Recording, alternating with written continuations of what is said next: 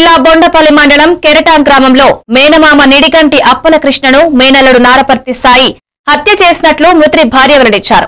సాయి గతంలో విశాఖపట్నం గోపాలపట్నంలో 3 సంవత్సరాల క్రితం ఒక హత్య చేసి హత్య కేసులో నిందితుడిగా ఉన్నాడు. కెరటాంలో ఉంటూ బ్లాక్ మెయిల్ చేసి లోబర్చుకున్నాడని, తరచూ తన ఇంటికి వస్తున్నాడని, శుక్రవారం తాగిన మైకంలో హత్య చేశాడని తెలిపారు. సాయి గంజాయి డ్రగ్స్ కు అలవాటు పడ్డ ఉన్నవాడని చెప్పారు. బొండపల్లి ఎస్ఐ యు మహేష్ పాతిపెట్టిన మృతదేహాన్ని బయటకు తీసి దర్యాప్తు కొనసాగిస్తున్నారు.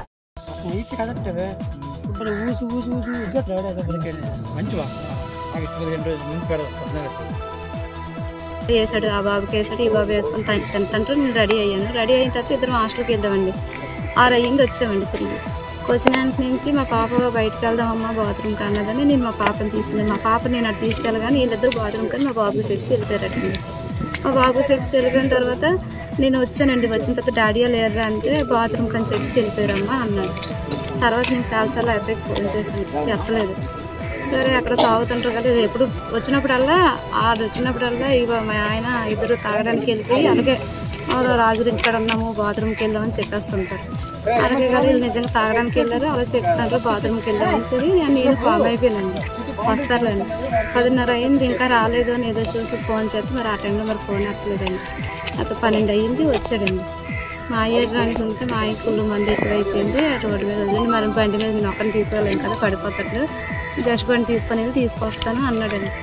సరే అయితే నాకు ముందు ఆకలి అయితే కొంచెం అన్నం వేయండి అంటే మా బాబు అన్నం వేసాడండి, తినేసాడు. తిన్న తర్వాత మా బాబుని తీసుకొని వెళ్ళాడు, బాడీని తీసుకొని వచ్చారండి.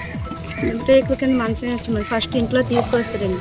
ఇంట్లో తీసుకొచ్చి పడుకోబెట్టి ఆడ పక్కనే మళ్ళీ మా ఆయన పక్కనే ఆడ కూడా పడుకుంటాండి. కాసేపు ఒక అరగంటలో పడుకున్న తర్వాత మళ్ళీ మాయ కూపురు ఆడట్లేదట, బయట తీసుకెళ్ళిపోతుంటే తీసుకొచ్చేద్దామని చెప్పి మళ్ళీ రేకుల కింద బయటన వరండాలోని మంచం వేసి మా బాబుని ఏమంటే మా బాబు వేసిడండి. తీసుకొచ్చి మంచం మీద ఇద్దరు పడితే అదే డ్రా మురుకులుగా ఆన్ అయిపోయి తలగైపోండి అంతే. లేదు అనేసి అక్కడ వేసి వచ్చి ఇంట్లోకి వచ్చి చెప్పాడండి.